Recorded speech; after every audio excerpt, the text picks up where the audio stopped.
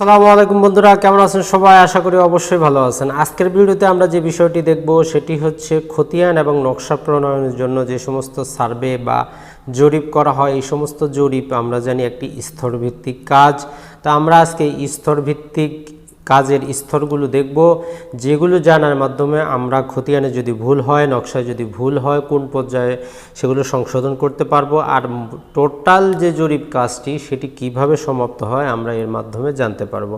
তো বন্ধুরা, চ্যানেলটিতে যদি আপনি নতুন হয়ে থাকেন অবশ্যই সাবস্ক্রাইব করে নেবেন, আর অলরেডি যদি সাবস্ক্রাইবার হয়ে থাকেন পাশে যে বেল বাটনটি আছে এটি ক্লিক করে দিন, তাহলে যখনই কোনো নতুন ভিডিও আমি আপলোড করব সাথে সাথে আপনি এর নোটিফিকেশন পেয়ে যাবেন। তো বন্ধুরা, আমরা অনেক প্রকার জরিপের নাম জানি, যেমন সিএস জরিপ, এসএ জরিপ, আরএস জরিপ, ডিআরআর জরিপ, অনেক প্রকার জরিপের নাম জানি। তো সেটি যেই জরিপই হোক, বর্তমানে যদি আপনার এলাকায় কোনো জরিপ চলে সেটি হচ্ছে বিএস, বিআরএস, আর সরকারি গেজেট মতে এটাকে আরএস জরিপ বলা হয়। তো বন্ধুরা, একটি মৌজায় যখন জরিপ চলে তো প্রশ্ন হচ্ছে মৌজা জিনিসটি কী। তো সহজ ভাষায় যদি আপনি বুঝতে চান, মৌজা হচ্ছে আপনার নির্দিষ্ট গ্রামটিকে একটি মৌজা ধরা হয়। আসলে যখন সিএস রেকর্ডের সময় প্রতিটি থানার অধীনে যে সমস্ত জায়গা ছিল এগুলোকে বিভিন্ন ভাগে ভাগ করা হয়েছে, ছোট ছোট ভাগে ভাগ করা হয়েছে, প্রতিটি ভাগকেই বলা হয় মৌজা। আর এই যে ভাগের যে নাম্বারিংগুলো এগুলোকে বলা হয় জেএল নাম্বার বা জুরিসডিকশন লিস্ট। তো যখন একটি মৌজায় জরিপ কাজ হবে, একটি থানায় জরিপ কাজ হবে, তখন এক নাম্বার যে কাজটি সেটি হচ্ছে মাইকিং, বিজ্ঞপ্তি প্রচার।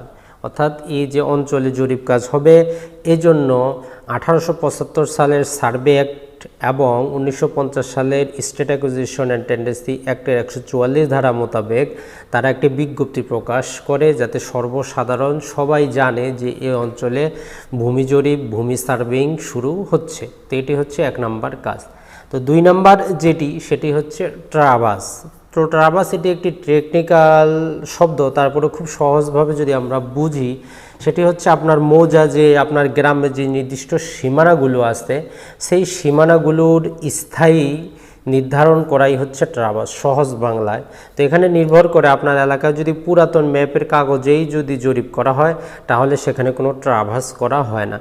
ট্রাভাস সে অঞ্চলে করা হয় যে অঞ্চলে নতুন শীটে জরিপ করা হয়, অর্থাৎ যে অঞ্চলে জমির শ্রেণী খুব পরিবর্তন হয়েছে, 100-র মধ্যে 33% জায়গায় পরিবর্তিত হয়ে গেছে, বসতবাড়ি হয়ে গেছে বা নদী ভাঙ্গন কবলিত বিভিন্ন কারণে। যদি আপনার গ্রামের মধ্যে পূর্বে জরিপ পেয়েছে, বর্তমান জরিপ করতে গিয়ে যদি দেখা যায় যে 33% বেশি জমির দাগ শ্রেণী সমস্ত কিছু পরিবর্তন হয়ে গেছে, তাহলে সেখানেই শুধু ট্রাভাস করা হয়। আর যদি পরিবর্তন না হয় তাহলে সেখানে যে কাজটি করা হয় সেটি হচ্ছে পুরাতন যে সমস্ত আপনার পূর্ববর্তী, সেটা আপনার এসএ হতে পারে, আরএস হতে পারে, সিএস যে ম্যাপটি আছে সেই ম্যাপটির যে ব্লু শিট, অর্থাৎ সেই ম্যাপটিকে নীল কালিতে ছাপিয়ে সেখানে সে কাগজের উপরেই কি করা হয়, কিস্তোয়ার করা হয়, অর্থাৎ জরিপ শুরু করা হয়। সেখানে কোনো ট্রাভাস বা সীমানা নির্ধারণ করা হয় না। তো এটি হচ্ছে বন্ধুরা ট্রাভাস পর্যায়ে। তো ট্রাভাস পর্যায়ে ভূমি মালিক বা জমি মালিক বা আপনার কোনো কিন্তু কাজ নেই। এখানে যে কাজটি আপনার সেটি হচ্ছে, আপনার যদি ভূমি উন্নয়ন কর দেওয়া না থাকে আপনি সেগুলো দিয়ে দিতে পারেন। আপনার জমি যে সমস্ত দলিলপাতি আছে সেগুলো যদি আপনার সংগ্রহে না থাকে সংগ্রহ করে নিতে পারেন। এটি হচ্ছে আপনার বেসিক কাজ। 3 নম্বর যে কাজটি সেটি হচ্ছে কিস্তোয়ার। কিস্তোয়ার কোনো অঞ্চলে মাইকিংয়ের পরেই সরাসরি কিস্তোয়ার শুরু হয়ে যায়, যে অঞ্চলে ট্রাভাস করার প্রয়োজন হয় না সেখানে মাইকিং করার পরে প্রথম কাজই হচ্ছে কিস্তোয়ার। কিস্তোয়ার মানে হচ্ছে যে সরেজমিনে জমিগুলো মেপে কত ফিট বাই কত ফিট লম্বা এই সমস্ত কিছু তারা মেপে দেখেন সরেজমিনে এবং এগুলো লিপিবদ্ধ করেন। তো এটি হচ্ছে কিস্তোয়ার। আর কিস্তোয়ার পর্যায়ে ভূমি মালিকের যে দায়িত্ব সেটি হচ্ছে তার জমির সীমানা নির্ধারণ করে দেওয়া, যে তার জমি কতটুকু কোন জায়গা থেকে কোন পর্যন্ত, এটি হচ্ছে কিস্তোয়ার পর্যায়ের কাজ। তার পরবর্তীতে যেটি বন্ধুরা সেটিকে বলা হয় খানাপুরি। শব্দটি আসলে এমন যে খানাপুরি কিছু খাওয়া হবে। কিস্তোয়ার পর্যায়ে যে ভূমিগুলো মাপা হলো সেগুলো খানাপুরি পর্যায়ে সেগুলোকে নাম্বারিং করা হয়। আর মৌজা নাম্বারিংটা আমরা জানি যে কোনো জমির উত্তর পশ্চিম দিক থেকে নাম্বারিং করে আসা হয়, উত্তর পশ্চিম দিক থেকে নাম্বারিং করে আসা হয় এবং সেখানে ভূমি মালিকের নাম, জমির শ্রেণী সমস্ত কিছু লিপিবদ্ধ করা হয়। এই জন্য এই স্তরটিকে বলা হয় খানাপুরি। তো যখন কিস্তর সম্পন্ন হয়ে গেল, খানাপুরি সম্পন্ন হয়ে গেল, তারপরে আসে বুজারত। আসলে যে শব্দগুলো এগুলো মোটামুটি অনেকটা শব্দ এমন আছে এগুলো ফার্সি ভাষার শব্দ, এজন্য আমাদের কাছে বর্তমানে শুনতে এগুলো কেমন নতুন শব্দ মনে হয়। তো যে বুজারত পর্যায়ে যে কাজটি করা হয় সেটি হচ্ছে কিস্তোয়ার পর্যায়ে যে জমির মাপ নেওয়া হয়েছিল, খানাপুরি পর্যায়ে সেই সমস্ত কিছু নাম্বারিং করা হয়েছে, জমি মালিকের নাম সমস্ত কিছু লেখা হয়েছে, সেই সমস্ত কিছু একটি নির্দিষ্ট ফরম্যাটে, খতিয়ান ফরম্যাটে, কাগজের ফরম্যাটে সেগুলো মালিককে বুঝিয়ে দেওয়া হয়। জমির মালিকের নামের অধ্যক্ষর অনুসারে একটি নাম্বারিং পড়ে, যেটাকে আমরা বুজরত খতিয়ান বা বুজরত পচ্চা বা মাঠ পচ্চা নাম্বার বলে থাকি, সেই হিসাবে জমির মালিককে বুঝিয়ে দেওয়া হয়। আর এই সমস্ত যে কাজ এগুলো মোটামুটি 3 জন ব্যক্তি করে থাকেন, একটাকে বলা হয় সর্দার আমিন, একটা হচ্ছেন বদর আমিন, একটা হচ্ছেন চেইনম্যান। এই 3 জনেরই কাজ। আর এরা কোনো সরকারি কোনো নির্দিষ্ট বেতনভোগী কর্মচারী নন, ইনারা যে মৌসুম ভিত্তিক জরিপ কাজ করে থাকেন, যখনই জরিপটা সমাপ্ত হয়ে যায় ওনাদের কাজও শেষ হয়ে যায়। তো বন্ধুরা, তো এই প্রথম যখন ধরুন আপনার মাইকিং হয়ে গেল, ট্রাভার্স হয়ে গেল, আপনার কিস্তোয়ার হয়ে গেল, সেখান থেকে তার পরবর্তীতে আপনার খানাপুরি এবং বুজরত পর্যায়ে ভূমি মালিক একটি কাগজ পাচ্ছেন, তার জমি যে আমিনগণ মেপেছেন দেখেছেন তার একটি বিস্তারিত বিবরণ সহ, সেখানে জমি বা ভূমি মালিকের নাম, জমির অংশ, জমির শ্রেণী, কোন দাগে কতটুকু জমি, নতুন দাগ, হাল দাগ, এই সমস্ত কিছু দেওয়া থাকে। তো এখানে ভূমি মালিকের দায়িত্ব হচ্ছে যখনই বুজরত খতিয়ানটা পাবেন, আপনার দলিল, আপনার খতিয়ান দখল মোতাবেক আপনার সমস্ত কিছু চেক করে দেখা ঠিক আছে কিনা। তো খতিয়ানের সাথে সাথে আমিনগণ কী করেন, ম্যাপও প্রস্তুত করেন। তো এক্ষেত্রে আমরা যে ভুলটি করে থাকি সেটি হচ্ছে খতিয়ান দেখে আমরা সন্তুষ্ট হয়ে যাই, আমরা কিন্তু ম্যাপ তখনও চেক করি না। আর এটি সাধারণ মানুষ হিসাবে আসলে আমাদের যারা জমির কাজ বা ভূমির কাজ ম্যাপ সম্পর্কে বুঝেন না, তাদের বুঝাও আসলে অনেক দুরূহ। তো যাই হোক, আপনার কাজ হচ্ছে বুজরত পর্যায়ে আপনার জমিগুলো ঠিক আছে কিনা এই সমস্ত দেখা। তার পরবর্তীতে সেটি হচ্ছে যে একজন রাজস্ব অফিসার কি করেন, আপনার যে বুজরত খতিয়ান আছে এটিকে তসদিক করে দেন। তসদিক মানে আপনার দলিলপাতি সমস্ত কিছু নিয়ে একটি নির্দিষ্ট ডেট তারা সেটা মাইকিং করে জানিয়ে দিবে, সেখানে আপনার এই বুজরত খতিয়ানটি নিয়ে যাবেন এবং সাথে আপনার যে খতিয়ানটি হলো কি বলে হলো সেখানে আপনার দলিল সমস্ত কিছু নিয়ে যাবেন। একজন রাজস্ব অফিসার সেগুলো সমস্ত কিছু চেক করে আপনাকে তসদিককৃত বলে সিগনেচার দিয়ে দিবেন। তো এক্ষেত্রে যদি আপনার কোনো জমির কম বেশি থাকে, জমি যদি কম আসে, তাহলে আপনাকে সেখানে একটি বিবাদ ফর্ম দিয়ে আপনি সেগুলো সেখান থেকে সংশোধন করে নিতে পারবেন। তো যখন আপনার খতিয়ানটি তসদিক হয়ে গেল, তার পরবর্তীতে তারা এই তসদিককৃত খতিয়ানগুলো যে কাজটি করেন, তারা একটি ড্রাফট পাবলিকেশন করেন, অর্থাৎ এগুলোর একটি খসড়া ভলিউম আকারে প্রকাশ করেন। সংক্ষেপে একে বলা হয় ডিপি খতিয়ান। আপনারা হয়তো অনেকেই দেখবেন আপনাদের যে অঞ্চলে জরিপ চলতেছে সেখানে তসদিককৃত সিল মারা আছে এবং উপরের দিকে লাল কালিতে লেখা আছে ডিপি নং। তো এই ডিপি মানে হচ্ছে ড্রাফট পাবলিকেশন। তো এইগুলো প্রকাশ করার মূল উদ্দেশ্য হচ্ছে যখন জরিপ কাজে বিভিন্ন প্রকার ভুলভ্রান্তি হতে পারে, তো এই জন্য এগুলো ভলিউম আকারে প্রকাশ করা হয়। তসদিক পর্যায়ে যদি কারো আপত্তি থাকে সেখানে উনি আপত্তি দাখিল করেন, ওনার জমি উনি ঠিক করে নেন। তার পরবর্তীতে যখন ডিপি পাবলিশড হয়ে যায় তখন আপনার দায়িত্ব হচ্ছে আপনি গিয়ে সেটেলমেন্ট অফিসে আপনার যে তসদিককৃত যে খতিয়ানটি আছে তার সাথে সরকার যে ড্রাফট পাবলিকেশন করেছে তার সাথে হুবহু মিল আসছে কিনা এটি চেক করা, এবং সাথে সাথে আপনার ডিপি খতিয়ান নাম্বারটিও জেনে নেওয়া এবং জেনে সেটি আপনার খতিয়ানে লিখে রাখা। কারণ হচ্ছে আপনার মৌজাটি যখন গেজেট হবে, এই তসদিক খতিয়ান বা ডিপি খতিয়ান যেটি এটি আপনার খতিয়ান নাম্বার হবে। সর্বপ্রথম যে নাম্বারটি, অর্থাৎ যে নাম্বারটি ছিল আপনার বুজরত খতিয়ান, সেটি কোনো কাজ আসবে না। তো এখন যদি কোনো ভূমি মালিক, জমির মালিক, উনি যদি বুঝতে না পারেন যে এই পর্যায়ে তার জমি কম উঠেছে বা নকশা বরাবর হয়নি বা দাগের সমস্যা, নামের সমস্যা, অংশের সমস্যা, হিস্যার সমস্যা, তাহলে তিনি কি করবেন? তো তাহলে ওনার জন্য যে কাজটি সেটি হচ্ছে উনি 30 ধারায় আপত্তি করতে পারেন। 30 ধারায় আপত্তি দায়ের করতে পারেন।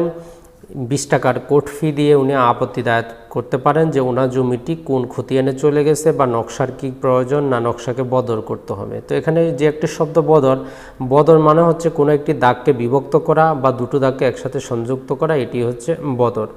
যদি আপনি 30 ধারা আপত্তি করেন, যদি আপনার পক্ষে রায় আসে তাহলে খুবই ভালো, আপনার কাজ সমাপ্ত। আর যদি আপনি হেরে যান তাহলে আপনি 31 ধারা আপিল করতে পারবেন। তো তো 31 ধারা আপিল করতে হলে অবশ্যই আপনাকে 30 ধারায় কেস দায়ের করতে হবে। আপনি যদি কোনো 30 ধারায় কেস দায়ের না করেন তাহলে 31 ধারায় সরাসরি আপনি আপিল করতে পারবেন না।